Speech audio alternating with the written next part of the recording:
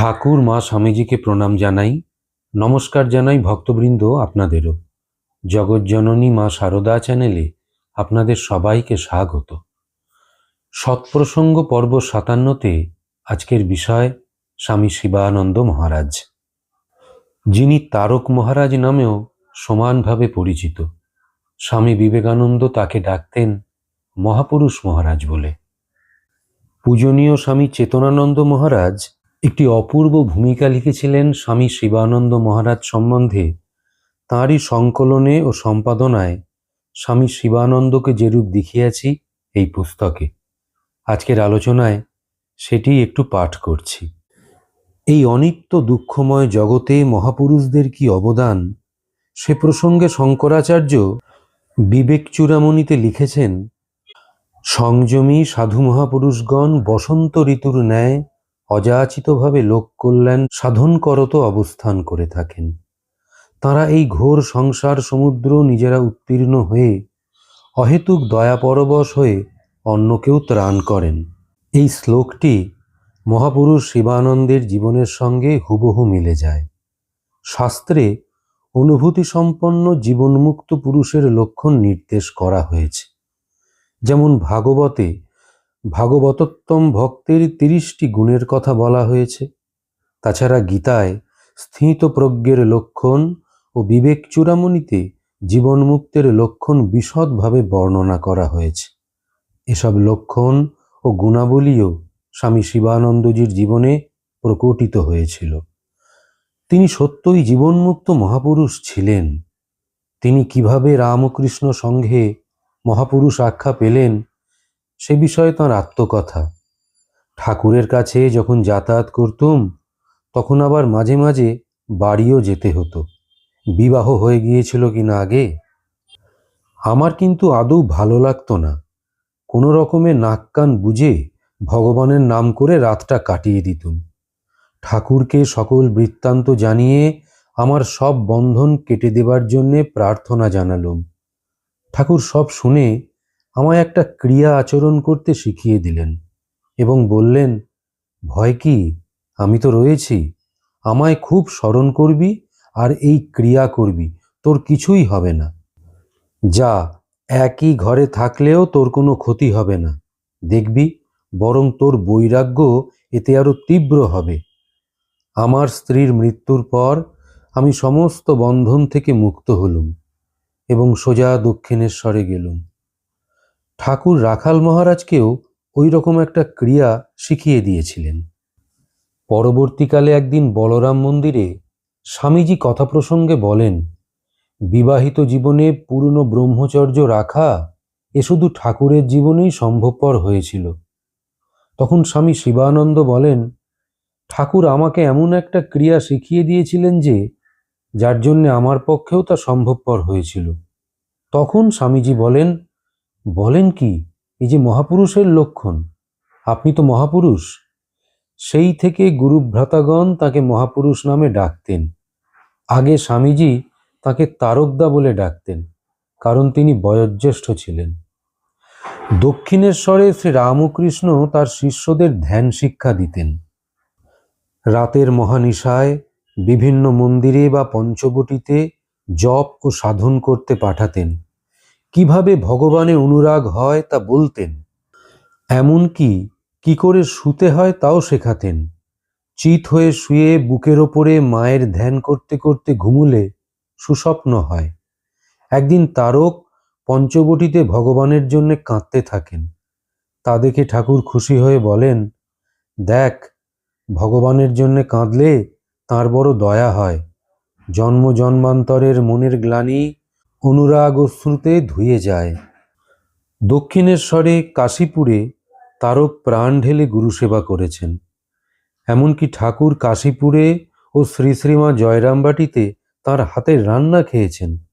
পরবর্তীকালে তিনি বলতেন, কি ভাগ্যবান আমরা, ঠাকুরকে পান সেজে তামাক সেজে খাইয়েছি, সেবা করেছি, আদর ভালোবাসা কত পেয়েছি। একদিন রাত্রি 1টার সময় বারান্দায় এসে আমাকে বললেন, ওরে, একটু গোপাল নাম আমায় শোনাতো। আমি প্রায় 1 ঘন্টা তাই করলুম। শ্রী রামকৃষ্ণের দেহাবসানে তিনি বরাহনগর মঠে যোগ দেন এবং সন্ন্যাস গ্রহণ করেন। স্বামীজি তার নাম দেন স্বামী শিবানন্দ। তারপর তিনি ভারতের বিভিন্ন তীর্থে ঘুরেছেন এবং কঠোর তপস্যা করেছেন। পরবর্তীকালে স্বামীজির আহ্বানে রামকৃষ্ণ মঠ ও মিশনের কর্মে আত্মনিয়োগ করেন। 1902 খ্রিস্টাব্দে স্বামীজির আদেশে কাশীতে শ্রী রামকৃষ্ণ অদ্বৈত আশ্রম শুরু করেন। পরে আলমোড়াতে শ্রী রামকৃষ্ণ কুটির প্রতিষ্ঠা করেন। 1918 খ্রিস্টাব্দে স্বামী প্রেমানন্দের দেহত্যাগের পর তিনি বেলুড় মঠের ম্যানেজার হন এবং 1922 খ্রিস্টাব্দে স্বামী ব্রহ্মানন্দের দেহাবসানে রামকৃষ্ণ মঠ ও মিশনের প্রেসিডেন্ট হন।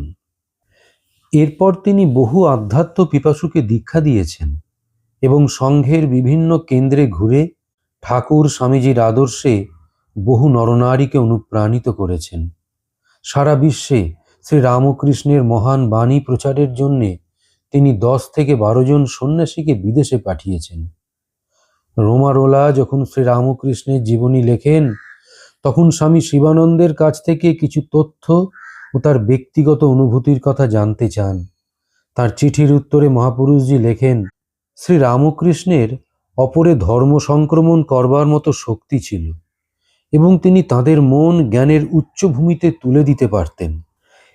তিনি চিন্তার দ্বারা, দৃষ্টির দ্বারা বা স্পর্শ দ্বারা করে দিতে পারতেন। স্বামী বিবেকানন্দ প্রমুখ আমরা অনেকেই প্রায়ই তাকে দর্শন করতে যেতুম। তার কৃপায় আমাদের আধার অনুযায়ী উচ্চ উচ্চ জ্ঞান ভূমিতে আরোহণ করবার সুযোগ হয়েছিল। আমার নিজেরই তার স্পর্শে ও ইচ্ছায় তার জীবৎকালেই 3 বার সমাধি লাভের সৌভাগ্য ঘটেছিল। তার উচ্চ আধ্যাত্মিক শক্তি সব প্রমাণ করতে আজও আমি বেঁচে আছি। এ মোহ নয় কিংবা স্বপ্ন নয়, কারণ এসব অনুভূতি চরিত্রের ওপর একটা অপূর্ব স্থায়ী পরিবর্তন এনে দিত। 1926 খ্রিস্টাব্দে বেলুড় মঠে রামকৃষ্ণ মঠ মিশনের প্রথম কনভেনশন হয়। দেশ বিদেশ থেকে বহু সন্ন্যাসী ও নরনারী তাতে যোগ দেন। মহাপুরুষজির ভাষণ স্বামী নিখিলানন্দ লেখেন এবং তার অনুমোদন লাভ করেন। সম্মেলনে মহাপুরুষ মহারাজ, স্বামী শারদানন্দ ও বহু বিশিষ্ট ব্যক্তি উপস্থিত ছিলেন। স্বামী নিখিলানন্দ তাঁর স্মৃতিকথায় লিখেছেন, স্বামী পরমানন্দ যখন মহাপুরুষজির ভাষণটি পাঠ করছিলেন, তখন মহাপুরুষ মহারাজ মধ্যে মধ্যে বলছিলেন, ছোকরা বেশ লিখেছে। সম্মেলনের শেষে অনেকে মহাপুরুষ মহারাজকে ভাষণটির অনবদ্যতার জন্য অভিনন্দন জানিয়েছিল। তিনি সহাস্যে বলেছিলেন, ভাষণ লিখেছে দীনেশ, পড়ল বসন্ত, এর মধ্যে আমি এলাম কোথা থেকে হে? এমনই ছিল তার সরলতা ও নিরভিমান ভাব। মহাপুরুষজি ছিলেন অদোষদর্শী। একবার একটি কেন্দ্রের মহন্ত জনৈক সন্ন্যাসীর দোষ ত্রুটির উল্লেখ করে মহাপুরুষজিকে তার বিরুদ্ধে শাস্তিমূলক ব্যবস্থা নিতে বলেন। মহাপুরুষজি স্থিরভাবে সব কথা শুনলেন। তারপর ধীরে ধীরে প্রশ্ন করলেন, আচ্ছা, ওই সন্ন্যাসীটির কি কোনো গুণ নেই? তখন ওই মিটিংয়ে উপস্থিত ট্রাস্টিরা ওই সন্ন্যাসীটির 2-1টা ভালো গুণ উল্লেখ করলেন। তাতেই মহাপুরুষজির মুখখানা প্রসন্ন হয়ে উঠল। তিনি বললেন, তাহলেই যথেষ্ট, সে ক্ষমা লাভের যোগ্য অধিকারী। মহাপুরুষজি ছিলেন শ্রীরামকৃষ্ণের যোগ্য শিষ্য। একাধারে তিনি ছিলেন ব্রহ্মজ্ঞানী ও শরণাগত ভক্ত। দেহস্থ হপি অদেহস্থ, দেহধারী হয়েও দেহবোধ শূন্য। কেউ মহাপুরুষজির জন্মদিন স্মরণ করিয়ে দিলে বলতেন, আমি আত্মা, অজ, জন্মহীন। কেউ ছবি তুলতে চাইলে বলতেন, নিরাকারের আবার ছবি। একবার কাশীর অম্বিকাধামে তিনি ও কেদার বাবা বসে আছেন। এক পাঞ্জাবি সাধু কেদার বাবার হাত দেখে বললেন, মৃত্যুকালে গুরুকৃপা ইষ্ট দর্শন হবে। সাধুটি মহাপুরুষজি মহারাজের হাত দেখতে চাইলেন। তিনি হাসতে হাসতে ছেলে মানুষের মতো হাত বাড়িয়ে দিলেন। সাধুটি মহাপুরুষজির হাত দেখে বললেন, আপকো ব্রহ্ম দর্শন হো জায়গা। মহাপুরুষজি হাসতে হাসতে বললেন, হোগা কে আজি, বলো হো গিয়া। আধ্যাত্মিক জীবনে ভাটা দেখা দিলে বা শুষ্কতা বোধ করলে আমি শিবানন্দ বাণী পড়তাম। মহাপুরুষজির উপচে পড়া গুরুভক্তি ও শরণাগতি, আশা ও উদ্দীপনাপূর্ণ কথা ভেঙে পড়া মনকে চাঙ্গা করে তুলত। একদিন মহাপুরুষজি স্বামী জ্ঞানানন্দকে বললেন, দেখো, গুরু কা দার মে কুত্তা কা মাফিক পড়াই রাহো। ওই যে কেলো কুকুরটা যেমন আমার কুকুর, আমিও তেমনি ঠাকুরের কুকুর। ঠাকুরের দোরে পড়ে থাকো, তাহলে তার দয়া হবেই একদিন। দৈনন্দিন জীবনে, সে মঠে হোক বা গৃহে হোক, মতদ্বৈধ বা মনোমালিন্য হয়েই থাকে। এর মূল কারণ অহংকার। পরস্পরের অহংকারের ঠোকাঠুকিতে বাধে ঝগড়া। এক গুহায় দুই খ্রিস্টান সাধু বাস করতেন। দীর্ঘকাল একসঙ্গে থাকা সত্ত্বেও কোনোদিন ঝগড়া হয়নি। একদিন তারা ঠিক করলেন একটু ঝগড়া বাঁধাতে হবে। কিভাবে শুরু করা যায়? প্রথম সাধু বললেন, আমি বলবো এটি আমার, তুমি বলবে ওইটি আমার। তারপর আমি চিৎকার করে বলবো ওটি আমার, আর তুমিও অধিক চিৎকার করে বলবে না, ওটি আমার। এইভাবে ঝগড়া শুরু হবে। যেই প্রথম সাধু বললেন এটি আমার, দ্বিতীয় সাধুটি বললেন, যদি তোমার হয় তুমি নিয়ে যাও। ঝগড়া আর এগোলো না। এই জগতে আমি ও আমার নিয়েই ঝগড়া। দেওঘরে স্বামী সদ্ভাবানন্দ মহাপুরুষজিকে বললেন, মহারাজ, 5 জন নিয়ে কাজ করা কঠিন। ওতে পরস্পরের মধ্যে মতদ্বৈধ হয় এবং কাজের সাফল্যে মনে অহংকার অভিমানও আসে। তাই মনে করছি কাজকর্ম ছেড়ে তপস্যায় চলে যাব। মহাপুরুষ মহারাজ গম্ভীরভাবে বললেন, দেখো, একটু আধটু মনোমালিন্যে কিছু আসে যায় না। 5 জন একসঙ্গে কাজ করলে তাতে গোলমাল একটু হবেই। তবে কি জানো, এই গোলমাল আসে অহংকার অভিমান থেকেই। ঠাকুর স্বামীজির কাজ করছি এই বুদ্ধি সবসময় থাকলে কোনো গোলমাল হয় না। সেই জন্য চাই ধ্যান, ভজন ও আত্মবিশ্লেষণ। দিনের প্রারম্ভে ও দিনান্তে নিজের মনকে জাগতিক সব কিছু থেকে গুটিয়ে এনে ইষ্ট পাদপদ্মে অর্পণ করতে হয় এবং প্রার্থনা করতে হয়, প্রভু, তোমার কাজ যেন ঠিক ঠিক করতে পারি। এইভাবে নিত্য প্রার্থনা করে কাজে লাগবে। আরেকটি গুহ্য সাধনার কথা তোমায় বলছি। সবসময় সব কাজের মধ্যেই ইষ্ট মন্ত্র মনে মনে জপ করার অভ্যাস করো। কর্মেন্দ্রিয় কাজ করবে, কিন্তু মনকে লিপ্ত রাখবে ভগবানের ধ্যান চিন্তনে ও নাম গানে।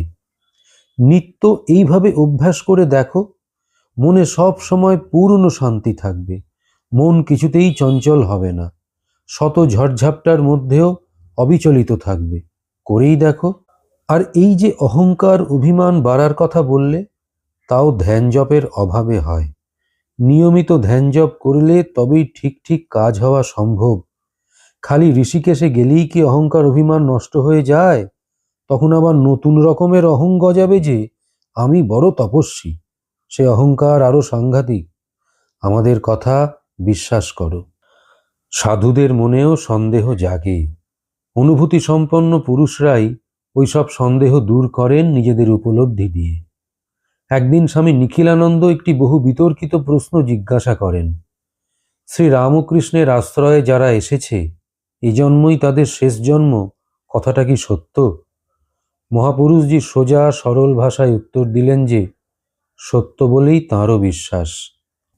নিখিলানন্দ স্বামী বললেন, শাস্ত্রের নির্দেশ অনুসারে নির্বাসনা না হলে পুনর্জন্ম এড়ানো যায় না, আর নির্বিকল্প সমাধিযোগে প্রত্যক্ষ ব্রহ্মদর্শন না হলে নির্বাসনাও হওয়া সম্ভব নয়। তবে এটি সত্য হবে কিভাবে? মহাপুরুষজি বললেন, দেখো, আমি পণ্ডিত নই, শাস্ত্রও আমি জানি না, কিন্তু পূর্বজন্মের হেতু কি বলো দেখি? অপূর্ণ বাসনাই কি তার হেতু নয়? নিখিলানন্দ স্বামী বললেন, আজ্ঞে হ্যাঁ, তা তো বটেই।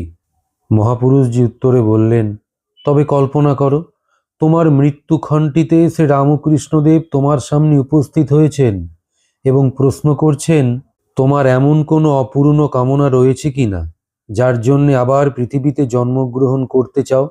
তখন তুমি তাকে কি বলবে? নিখিলানন্দ স্বামী বললেন, বলবো, আমার এমন অপূর্ণ বাসনা আছে বলে মনে হয় না যার জন্যে আবার পৃথিবীতে আসতে হবে। মহাপুরুষজি উত্তরে বললেন, তবে? তাহলে এই তো তোমার শেষ জন্ম। মৃত্যু সময় তার দর্শন হলে এই নির্বাসনার ভাবটি প্রভুর কৃপাতেই লাভ হয়ে থাকে। সুস্থ শরীরে অহং ব্রহ্মাস্মি বলা সহজ, কিন্তু যখন শরীরে দারুণ যন্ত্রণা চলতে থাকে তখন মনে ওই ব্রহ্মভাব ধরে রাখা সাধারণ মানুষের পক্ষে সম্ভব নয়। দেওঘরে একদিন রাতে মহাপুরুষজি হাঁপানিতে দারুণ কষ্ট পান। তার পরদিন সকালে তিনি সমবেত সাধুদের বলেন, কাল রাতে এক মজার ব্যাপার হয়েছে। হাঁপানিতে এত কষ্ট হচ্ছিল যে প্রাণ যেন যায় আর কি। যন্ত্রণা যখন অসহ্য হলো তখন মনে করলুম, দূর ছাই, আমি কেন এত কষ্ট ভোগ করব? আমি তো দেহ নই, অসুস্থ শরীরের, আমি তো আত্মস্বরূপ। তাই ধ্যানে বসে গেলুম।